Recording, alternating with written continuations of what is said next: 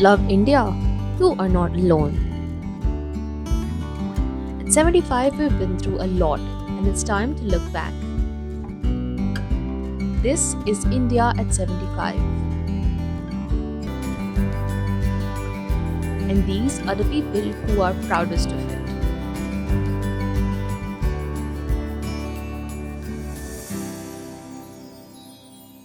Wildlife is our wealth. It's our duty to protect wildlife and the natural vegetation.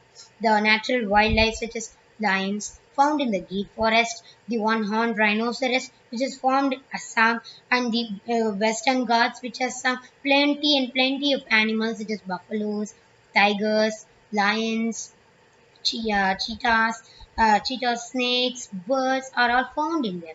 Next, the topographical region, the riverine region, the sandy soil, which also gives more natural wildlife with them. From our past, it's embedded with the rich persons, the common person, and the powerful person are free cutting and killing the natural vegetation and wildlife for their settlements and environment. Since independence, it's shown that from our forefathers protecting wildlife through the hundreds and hundreds of natural parks, natural wildlife sanctuaries, and bird sanctuaries, 18 biosphere reserves are all formed to conserve the natural vegetation and wildlife of India.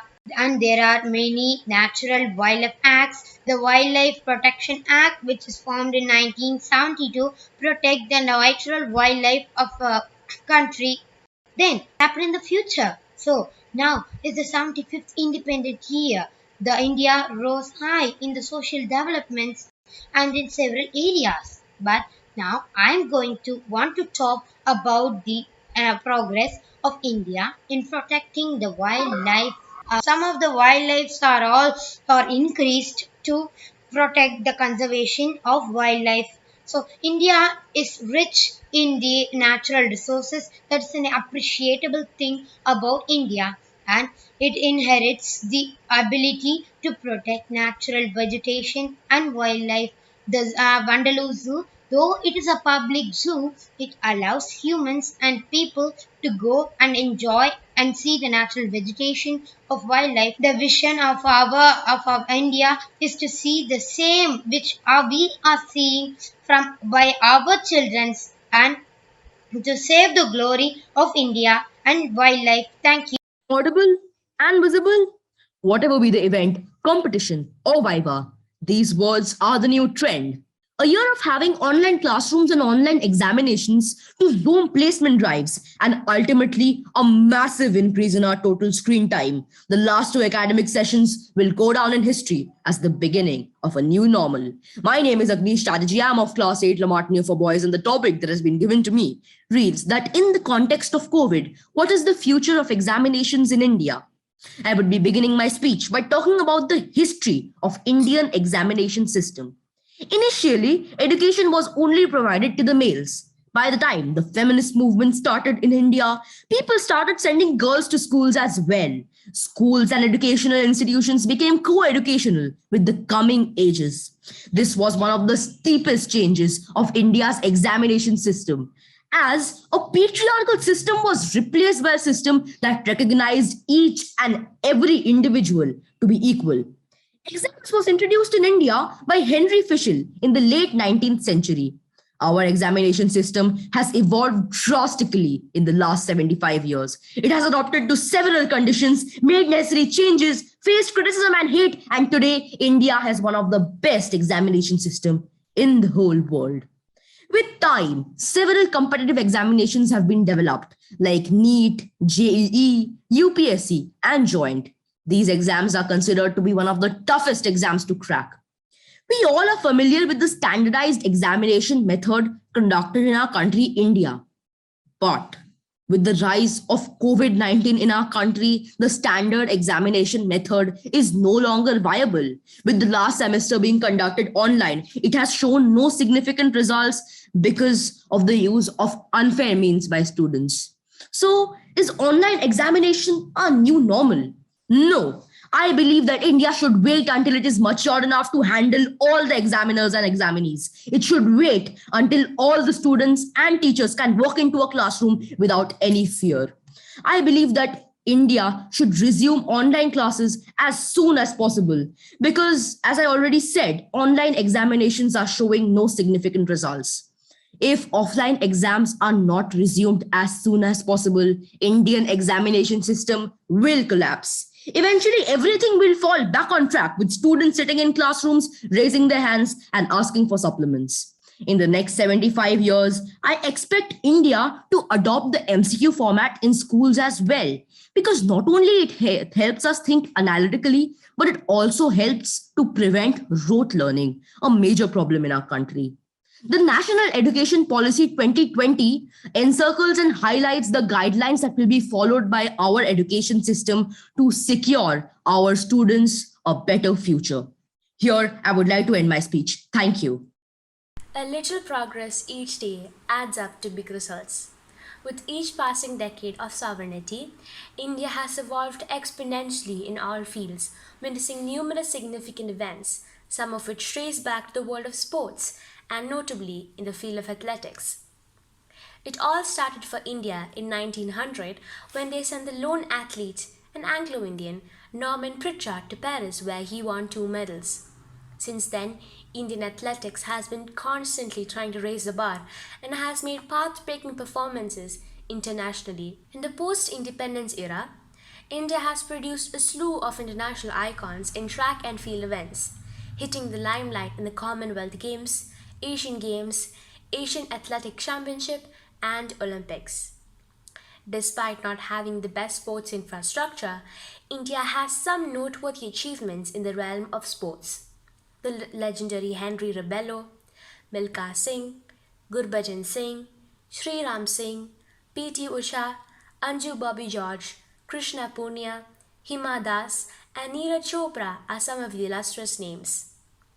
In recent times, we are getting a chance to witness the national anthem moment more. In the last Asian Games, recent Olympics and Paralympics, we watched in pride and joy our tricolour flying high. The toughest thing in sports is winning a gold medal in the track and field at the Olympic Games, which is the absolute pinnacle of the sporting world.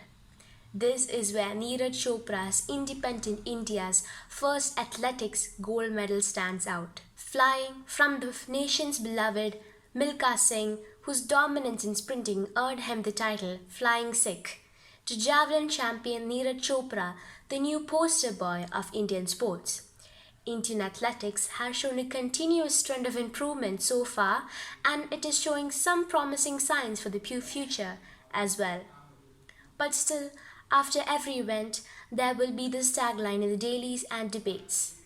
Being home to the largest youth population, why is India not performing well? Well, I should say it starts with the maths teacher cancelling sports period for that extra class. That's the lighter side. Indian athletes have the ability to be world beaters. We are around some 1.3 billion people. Can you actually accept the fact that we can't run faster or jump further or throw further than everyone else in the world? Definitely we can. The main concern being India is participating and not competing. Encouraging genuine academics and personal coaches who have delivered good results and corporate support is the way forward for giving an impetus to athletics in India. Now the GSWs and Tatas are supporting and backing our athletes. They are building facilities and bringing in some of the best coaches and experts in the field of sports science, medicine, nutrition, which was much needed for our athletes.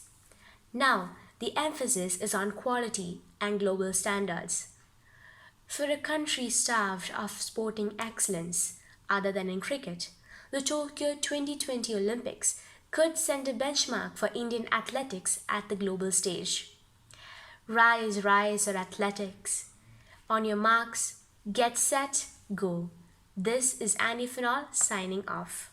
Great, welcome to all. I'm Prithiga of 9th standard from Sri Jaingra Matriculation High Secondary School. Tata Group of Companies celebrated their 150th year anniversary yesterday. On this prestigious occasion, I am happy to give my views about well-developed as well as developing multinational companies in India. In the year 1868, 29-year-old Jamsetji Tata established a trading company with a capital of ₹21,000. That was the beginning of Tata Group of companies. In a bold move, he established a textile mill in Nagpur and also established J.N. Tata Endowment to help Indian students to pursue their higher studies in and abroad. After his death, his son established Tata Iron and Steel Company. Later, his descendants established power plants, hospitals, oil mills, engineering and locomotive companies and many industries and institutions of science and social science. The main reason for their victory is their boldness in each step. Now we can discuss about Reliance Group of companies. In the year 1957, Dhirubhai Ambani initiated a trading company in a small area of 500 square feet in Mumbai with the dream of becoming the largest company in India.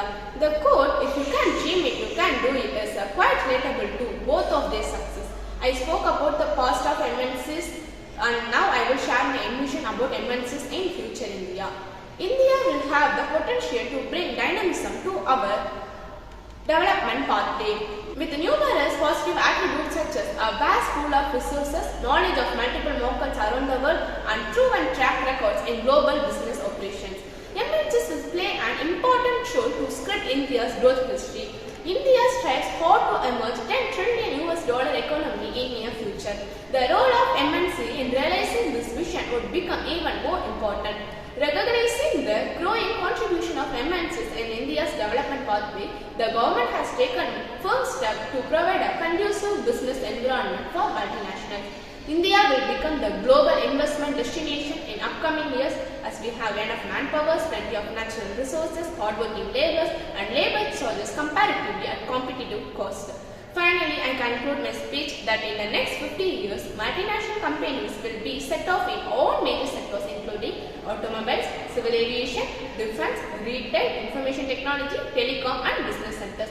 Thank you for giving me an opportunity to give my views about MNC's past and future. Thank you.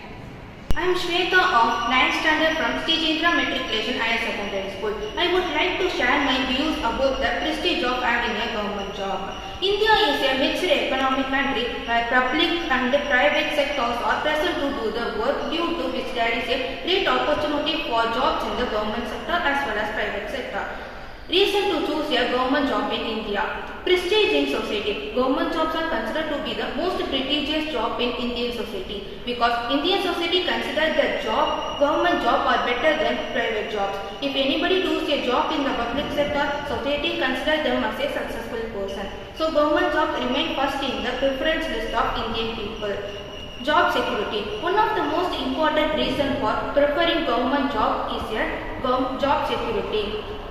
When you join government jobs, you can work with peace of mind until retirement unless you indulge in any malpractice such as bribery, mishandling the public or any other reason. You may be suspended for jobs for a while but never dismissed. Allowances. These are many allowances rendered by the government to the employees. DNS allowances once every 6 months is given by the central government followed by state. House rent allowances, city allowance, travel allowance, etc. are some of the allowances. The gap between the public sector and the private sector greater than in workforce management, while much of the private sector has transformed over the past 2 decades. The public sector for the most part has not. Most public sector organizations are still locked into decades-old workforce policies such as rigid job classification, lockstep pay, and reliance on seniority as a substitute for capability. The future of government job is unfolding along 3 dimensions. Work. Developments such as advanced automation and cognitive technology will change the way public sector work gets done. These emerging technologies will help employees create more value for constituents. Workforce. Enabled by technologies, government will increasingly make use of more varied work arrangement, both inside and outside the organizations. Workplace technology and new models for employing talent will redefine the workplace and its organizational supports. These changes will impact physical workspaces, including remote work, promote employees' well-being and productivity. Thank you for giving me an opportunity to deliver a wonderful speech about the prestige of having a government job on 75th Independence Day. Thank you. Hello everyone. Over the span of India's many decades, it has been argued that technology is the lifeblood of India's development. India has had countless ventures into technical advancements and reforms and is rising to surpass all expectations. The first milestone in technical advancement was with the IT boom in the mid 1990s, which revolutionized communication systems. Since then, its journey has been a monumental one as we make milestones in modern computing and space research. Today, as we enter the world of the fourth industrial revolution, consisting of AI, quantum computing, and genetic engineering, India is seen to have the potential of becoming a superpower. While technology has been a boon in all, it is crucial to note that tech has not been the only field that helped India to rise to such prominence, because the foremost and vital part of any country's development has always been its citizens. It is the citizens of a country that give it its fame and its face. And humanities has been a field which has helped model ideal and value driven citizens. A wise man once said that the calling of humanities is to make us truly human in the best sense of the word, and rightfully so. Humanities is a field consisting the study of languages, arts, literature, philosophy, religion, and history. It has helped us connect with our rich culture, heritage, and history. The arts and humanities teach us who we are and what we can be. Humanities draws in students with a creative and innovative streak. And over the years, the number of students opting for this field has skyrocketed. It has been noted that 3 in every 4 students prefers humanities, and amongst 36,000 students, about 74% were interested in pursuing humanities. With these great figures in the favor of this field, it isn't hard to tell that soon India's future and development will be closely related to this field. Even today, humanities is helping train India's finest psychologists, teachers, political scientists, social workers, language experts, and so many more. And it is probably this wide range of options that appeal to students to pursue this field. Humanities lie at the very core of the culture of which we are a part. They expand our knowledge of human cultures and help us understand what binds us together and what differentiates us from one another. It helps create citizens, employees, and leaders who can think critically, communicate effectively, work collectively, and be responsible and accepting. All the qualities that we look for in an ideal citizen are being kindled by humanities. And from my perspective, when the field is funded and encouraged, it has great prospects and much to promise. I believe that India's journey in the development of this field is far from over and has many more exciting things in store for us. Thank you. Hello everyone, I am Safoora TV from Hyderabad. So today I'll be speaking about the evolution of entertainment from satellite to cable to OTT platforms. There was a time where we used to listen to radios, but right now we don't. Radios was something, it was a form we just used to hear and we used to visualize every single thing. We used to hear the news through radios and then we evolved and then we came to televisions, to the cable thing, where we actually, there was a stage we used to visualize, but we actually started to watch what are the things through television. We started to see whatever is going on in the world, and as everything takes time, then it changes. Things have evolved especially during the pandemic. The popularity of OTT platforms took place because everything was having a all of us were in a virtual mode. Students were studying online, the workers were doing work from home through online. So the popularity increased, people wanted to de-stress themselves. So they started to watch TVs and then they actually felt like they can actually use OTT platforms. Like they are having a mobile in their hand, why can't they actually use the mobile itself? And they started to use apps such as Netflix, Amazon Prime, and the youngsters, they actually stepped into a dream world, the Netflix that. So in those apps there are some set like cheap, we can say. Like there are things which are really inspiring in those, and there are things which are very cheap, and that actually diverted the youngsters to just right now the youngsters are at this stage of just thinking of actually just watching things going on, but they are unable to take up the step and do something. This is the current stage of India. There was a time where we just used to see and we used to bring changes. There was a time where we just used to watch television, where we used to see dramas and we used to see movies. Right now we are actually at the stage where we are just watching, we are trying to do something, but nothing's coming into the picture. Maybe entertainment is not supposed to be a reality. The evolution of entertainment through media, through TV have taken place, but we have to make our own reality. We Indians have to prove that we are Indians. We have to show the struggle which we face. We have to actually develop in every sector. Thank you. World famous political leaders Vijay Lakshmi Pandit, Sarojini Naidu, Sushma Swaraj, world beating sportswomen Mithali Raj, Mary Kom, Sania Mirza, Saina Sindhu, Globetrotters Indra Nooyi, Padam Shri warrior Kiran Mazumdar, space women Kalpana Chawla, Sunita Williams, Sirisha Bandla. They all have one thing in common: Indian women. They are just a sample of the successful women that India has produced during the last 75 years and set the globe on fire and made us proud.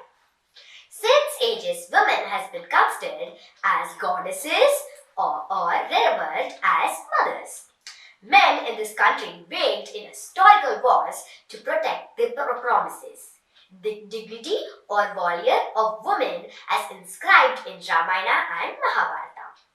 But last couple of decades have brought in an ugly and uncommon facet in today's Indian society, making famous the Nirbhaya, Unknown and Jisha among other Indian women. I, Sahruda PDV, Grade 5 SNS Academy, Coimbatore, would like to spearhead a revolution in today's Indian society by turning around to this unwanted culture and bring back the way of treating Indian women like goddesses and mothers. Over the next 75 years, I believe that Indian women will be at the top of the world, not just as an exception like it is currently, but a common facet like how Indian men are dominating in the Silicon Valley today. Not just in the USA, but in India, in Europe and other Asian countries. I believe that Indian women like Gambhir would be ruling the foreign affairs, and sportswomen like Sindhu, Harpreet Kaur and others would be spearheading to bring in investments and fame. Women like Anushka Kant, Geeta Gopinath, Sonal Verma and others to bring in economic reforms, but not just in India but in the world. I firmly believe and am proud to say that I am an Indian woman, and we Indian women would ensure that India is not just a developed country but the richest economy with the most balanced society and living conditions in the world. Namaste, thank you, Jai Hind.